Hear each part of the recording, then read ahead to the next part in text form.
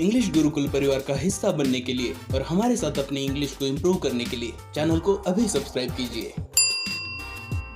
Hello दोस्तों, स्वागत है आपका इंग्लिश गुरुकुल यूट्यूब चैनल पे। दोस्तों, प्रीवियस वीडियो के अंदर हमने अ मिडनाइट विजिटर इस चैप्टर को अच्छे से पढ़ा है, अच्छे से समराइज किया है। अगर अब तक आपने उस वीडियो को नहीं देखा तो पहले आप उस वीडियो को देख लीजिए।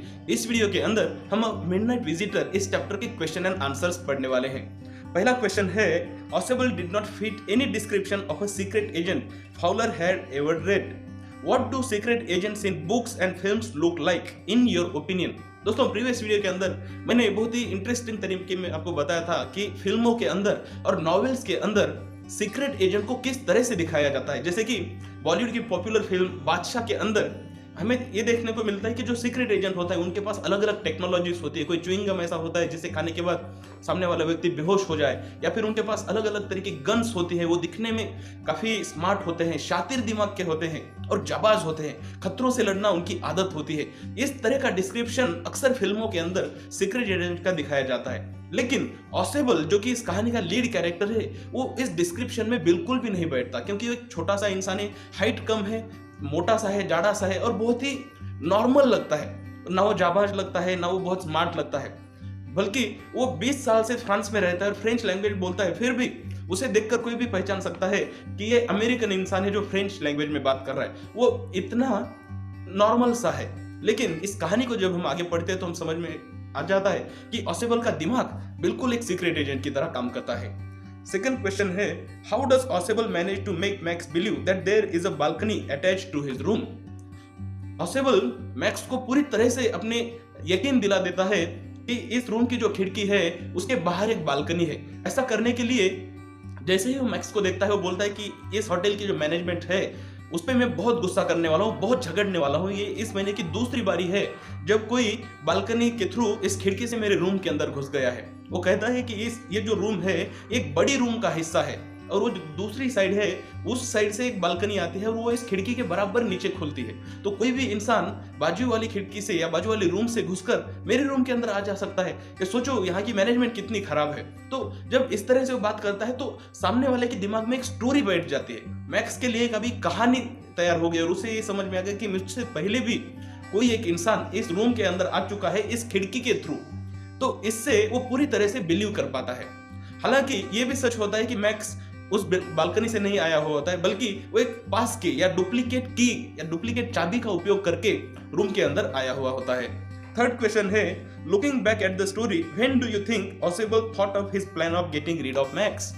तो इस कहानी को जब हम पढ़ते हैं तो हमें पता चलता है कि ऑसेबल जब शाम को पार्टी में था तो उसी वक्त उसने ठीक रात के 12 बजे वाइन और ग्लास इसके अरेंजमेंट की हुई होती है, बुकिंग की हुई होती है। उसने एडवांस में होटल को बताया हुआ होता है कि रात के 12 बजे आप मुझे एक वाइन की बोतल लाके दो और 2 ग्लास लाके दो।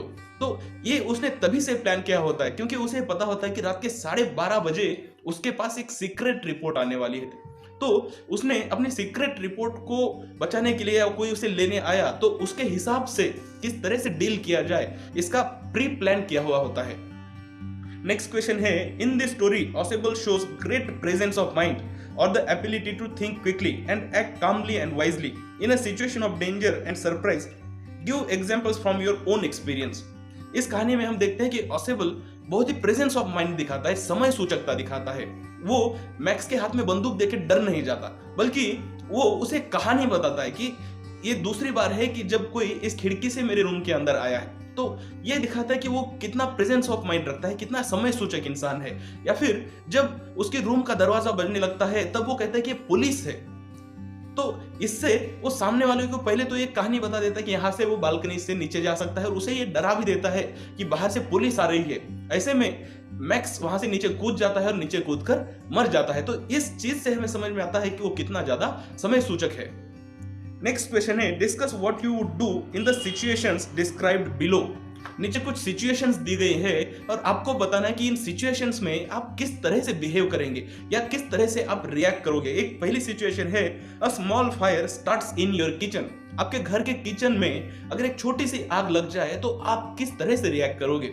तो जिंदगी में कभी भी कुछ भी हो जाए, आपने शायद नेचुरल कैलेमिटी होने के बाद क्या करना चाहिए जरूर पढ़ा होगा, आपको ज्योग्राफी में पढ़ाया जाता है। तो सबसे पहली अगर कोई एक्शन आपको लेनी होती है वो होती है खुद को प्रोटेक्ट करना। अगर आपके घर के किचन के अंदर आग लग गई तो वहां पे कुछ ऐसी चीजें हैं जो ब्लास्ट हो सकती है, जिसमें से जो गैस हम यूज करते हैं, गैस सिलेंडर यूज करते हैं। तो ऐसे में आपको सबसे पहले खुद को प्रोटेक्ट करना है, आपको खुद को उससे दूर रखना है और दूर से ऑब्जर्व करना है कि आग लगी है तो कहां पे लगी है, क्या कोई रोटी जल रही है या फिर दाल जल रही है, या फिर एक जो आग लग रही है वो गैस के आसपास, गैस सिलेंडर के आसपास लग रही है।